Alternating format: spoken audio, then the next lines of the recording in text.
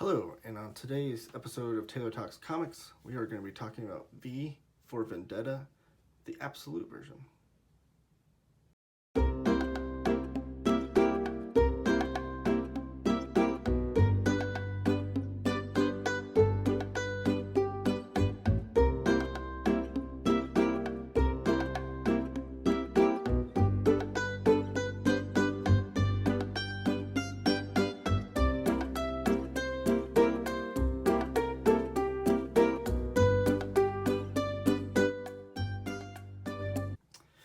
Alright, thank you guys for tuning in. Please ask that you give this video a thumbs up, like and subscribe, share with your friends, comment down below. So this is Absolute V for Vendetta. If you're not familiar with the Absolute editions of DC Comics, this is like their cream of the crop, their best editions of their comics that they come out with. They come in these nice slipcases, and the top of this one's black, the bottom has a barcode. It was cover priced at $99. Here's the spine. And the other side of the spine is what you get on the book, which we'll pull out right here. And you get an awesome image of V. So, this book is currently out of print, I will say. But I would not be surprised if DC Comics puts this back into print because a lot of Alan Moore's books tend to be evergreen, the ones that they have the rights to.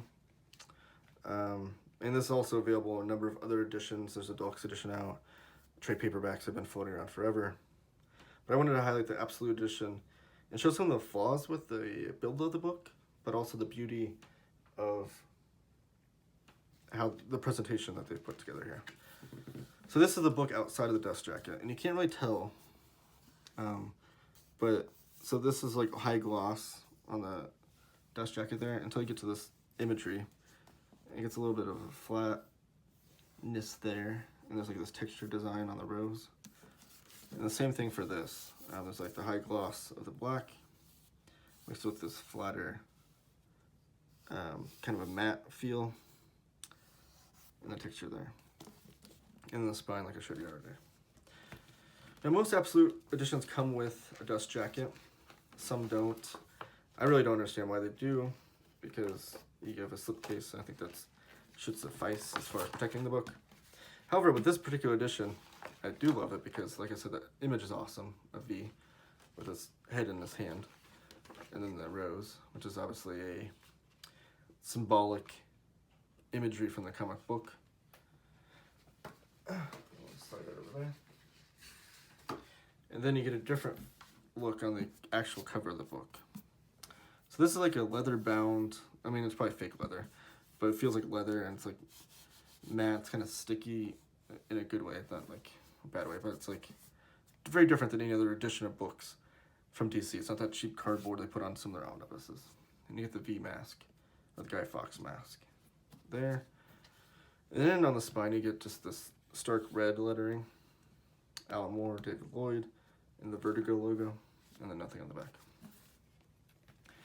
And this is, like I said, the construction of this edition isn't the best. However, the execution of the presentation and how, like, the dust jacket and the slipcase and this book in general is all fantastic. And you'll see when I open up, these end pages are awesome. So you get, on the front end pages, you get V's fist with the dominoes. And on the back end pages, you get him flicking it to show the domino effect. Very symbolic of how the story plays out, obviously.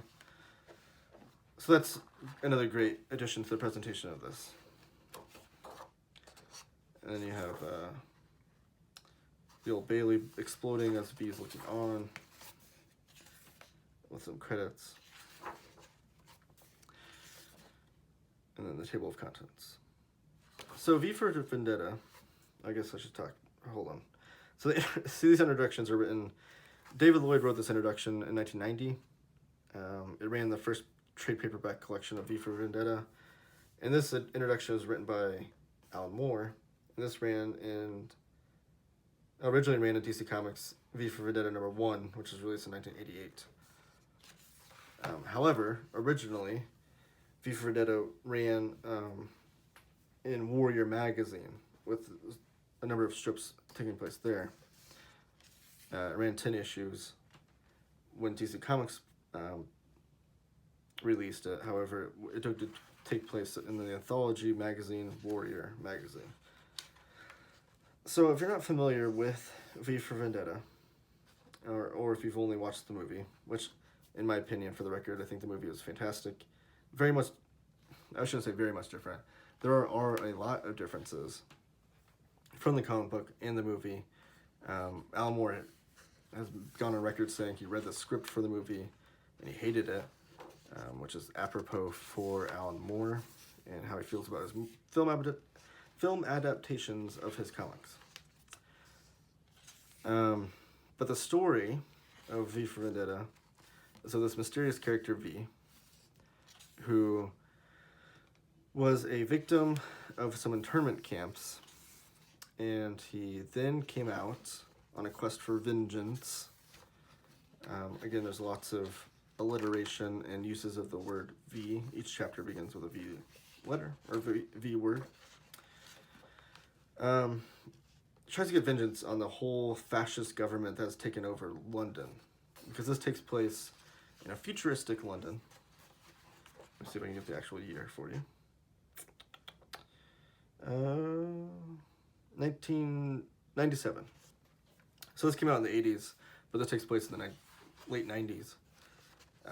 But again, he's trying to take over, this fascist government has taken over London, and he's trying to fight back.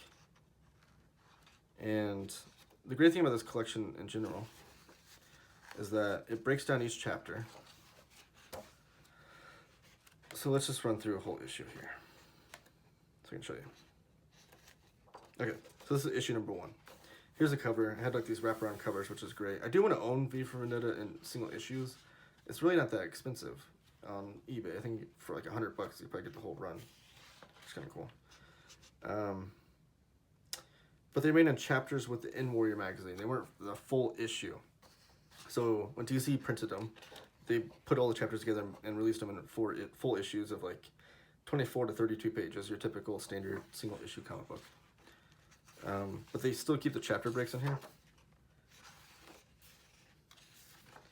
Sorry, real quickly, I want to keep this page because it's important to show you for the binding issue. They also come with a nice ribbon, which is always fancy. Nice, cool way to keep your bookmarker. So you see here, you see chapter 2. So this is what would have been included in Warrior magazine. So Warrior magazine, as an anthology that it was, would include like 1, 2, 3, 4, 5, 6, 7, 8, 9 pages. And then the next month, when Warrior magazine would run again, chapter 2 would appear. So it's fun to be able to read it in that regard, as these like 8 to 9 page strips. And then also be able to read them in this huge volume that you get. Here's another chapter break. And then besides the chapter breaks, you get each cover in between each issue, which is also fantastic. So here's volume 2, or issue 2 of 10. So they knew right away it was going to be 10 issues. Or it was going to be collected in 10 issues. And you get the covers, which is just a great break in between each chapter, if you will, or chapter issue. Not to be confusing with my terminology there. But it's very masterful. I mean, this is early Alan Moore work. Alan Moore would do lots of stories with, like, you know, Future Shocks, which I've done with 2000 AD, which I've done a previous video on. Go check that out. And then he would do this, and he would go on to do Watchmen and From Hell. You know, whatever happened to the Man of Tomorrow, the Superman story. I know I'm totally butchering that title. He would do that, though, and he would do like Miracle Man and Marvel Man. Those were like all of his works that he would be doing throughout the 80s. And this was one of the pivotal works that he would do. And this is being published in late 88, which is after Watchmen, but it was being written and published prior to Watchmen. But Alan Moore was just the king of the mid-80s. I mean, and his Swamp Thing run, of course. So in the mid-80s, he had Swamp Thing, he had Watchmen, he had this. All huge, pivotal, important runs. And Miracle Man / Marvel Man he was doing as well. But as typical with Alan Moore, he does a masterful job of storytelling, where the character of V, like the domino effect in the imagery, one by one is taking down each piece of the puzzle that oppressed him in the internment camps, that have now become responsible for the fascist state of London. So he's kind of in conjunction with getting revenge on how he was treated, also taking down the government, which is just. And then you get these cool storytelling bits too. We get some like splash pages, if you will. I don't know that they're really splash pages as well as like pinup style. And then this issue takes place as he is writing music, playing on the piano, and you get these comic book panels. So like Alan Moore, this was a young Alan Moore, and he's so ahead of his time, playing with the medium of comic books and what you can do with it. Just fantastic storytelling. And I think this book is pretty relevant to today. No matter what side you land on politically, there's a lot of fascist themes on both sides happening in today's state of mind. That I feel like you really can come to grips with the story and pull something from it. I recently read this edition during the pandemic, and it was a kind of a cleanse. That's kind of how I mentally handle the pandemic and quarantine, was to lean into comic books that kind of fit that kind of narrative and that style. And this did that for me. So if that's something you like to do, or if you like to avoid those altogether, maybe make your choice according to that. But this is all David Lloyd artwork, and amazing work. Alan Moore, one thing he doesn't get enough credit for, because he's known for writing like word for word scripts that he would like have like this whole page. I also showed off the Absolute Watchmen edition on a previous video. Go check that out. But in the back, they had scripts. I don't know if this includes scripts. I probably should. I don't think it does. But like a whole page of script would be written for like one panel in Watchmen, showing all the background stuff you wanted to show off, and the themes and stuff, and those kinds of things. And that seems like it could be very limiting for an artist, having that detailed work. But Alan Moore, you'll hear this in interviews with any artist that worked with him, and you'll see this on the back of the scripts too, of any script you see with Alan Moore. You'll write a whole page for like one panel, and they'll be like, or if you have a better idea, you can do whatever you want, kind of thing. And it's just so cool to see that and hear that from Alan Moore and these artists that I've worked with him. He really, one of the genius things about him as a writer is that he gets the most out of his artists, because he knows what they're good at. He knows what they'd like to do. He studies their work prior to the project, and then he'll fit that project accordingly. And I think for that reason, you'll see that a lot of artists' best work is when they worked with Alan Moore, or most prolific, if you will. Like, for instance, Steve Bissett, John Tuttleman, their most prolific work was probably with Alan Moore on Swamp Thing or Miracle Man. David Lloyd's most prolific or famous work is with Alan Moore in V for Vendetta. Dave Gibbons with Watchmen. Eddie Campbell with From Hell. And not to say, and that's not discrediting those artists, they all did great things outside of what they did with Alan Moore, but I feel like it is a argument to be made that Alan Moore got the best out of those artists. Okay, so real quick, I'm going to show you what you get back. So you get the last issue here, and then you get Behind the Painted Smile. So this is written by Alan Moore from 1983. This was kind of like Alan Moore's introduction of V for Vendetta. This first appeared in Warrior number 17 as like the precursor to the story, what you can expect with V for Vendetta. So it's really cool. You get his thoughts. He didn't even finish the story at this point. You'll notice as he writes this, the story's not even over as he's writing that. So it's really interesting. And then you get some sketches of what certain characters will look like, with some scripts and that kind of thing, some layouts. Here's our first ink drawings of V for Vendetta, or V, I guess. And then some more things that David Lloyd's just playing with to get the right feel. here's like a prize raffle of artwork where you can win artwork. And 50 pence each. I don't know some people from overseas can help me with that. I'm pretty sure that means pence. But just imagine like having original artwork for V for Vendetta and how much that's worth now. And here's some quick sketches of layouts that he would do, of the covers.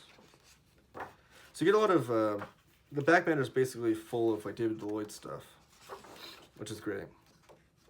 And then you get a picture, which this is the image that you see on all the covers, like the trade paperbacks and whatnot. So here's the issue with this book, is the binding. As you can see, I just tried to close it, and it's not closing. That's not what you want to see with the binding of a book. And this is notorious for this version, the absolute version of V for Vendetta. I'll try to close it properly there. As you can see, let me pull the, oh, the ribbon, I had it marked. The book is actually coming off, coming unglued. And you can see right here, it's like splitting there. You should not see this. You might want to see sewn signatures, but this is just the page coming unglued from the back. And you can see the headband there, all the signatures. I don't know if you can see this very closely, but you can see the signatures actually coming off. Let's see if I can focus on there. There you go. You see the signatures actually coming off. Like each fold there, where it looks almost like a single issue comic book, is called a signature.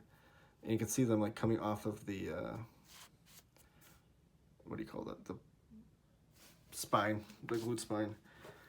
And typically, you want to see, when you have a book like this, let me see if I do this.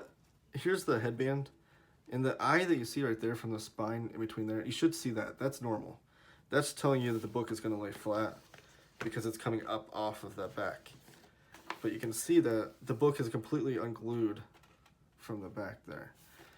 Now, this doesn't hurt the reading experience. You kind of have to finagle with the book a little bit sometimes to sit in your lap, okay? But it does lay flat. But over time, that's only going to get worse, that glued job. So, and it's probably going to hurt any sort of resale value you'd have with that. But it is notorious with this particular volume, unfortunately. So beware of that if you're looking for the absolute V for Vendetta book. Now, I did get mine, actually. InStockTrades.com will have like a damage section of books. And their description of damage is very loose. They're very, typically the books aren't damaged much at all, which is good. And this book's actually sealed when I got it. I think the only thing that quote unquote made it damaged to them, I think that's like pieces of the binding and the glue, by the way, coming off of this book.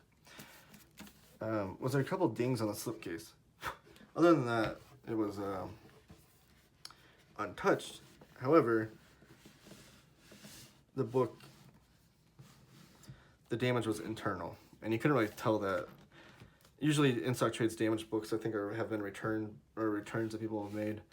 I don't think that was the case here in particular, because like I said, it was sealed, so nobody knew that the binding was bad. I think it was just dinged up on the slipcase a little bit, which I can't really notice at all. I think maybe right there, if you can see that. But that's like the amount of damage that you can expect from a damaged IST book.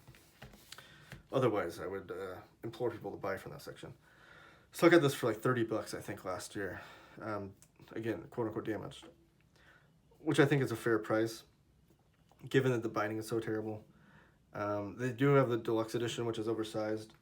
Again, just for size measurements, the absolute, here's a single issue comic book, is much wider and taller than a single issue comic book. And here's the oversized hardcover from Marvel, which is the same trim size as the Omnibus from DC and Marvel. You can see it's taller and wider still. So this is the biggest version you can get with the awesome David Lloyd artwork. They do have a deluxe edition, which would be the size of this. That's also out. So you still get oversized artwork, just by comparison. Single issue, oversized, absolute. So that's still an option for you. I would still implore people to buy this. I want to have all of Alan Moore's work in absolute versions if I can. So this looks very nice on the shelf next to Watchmen, Absolute Watchmen. But just beware of the binding. So this is out of print. Maybe if it'll come back into print, DC will have fixed the binding issues. That would be wonderful. Otherwise, shop wisely on the secondary market. I wouldn't spend like top dollar. Like I said, cover price of $99. That's probably the most I would ever spend on a book that I know is probably going to have bad binding. But like I said, great book, great story, great edition. I do recommend it. And this is Taylor Talks Comics. Please like and subscribe, give a thumbs up, comment down below, all those good YouTube things. And I'll see you guys later.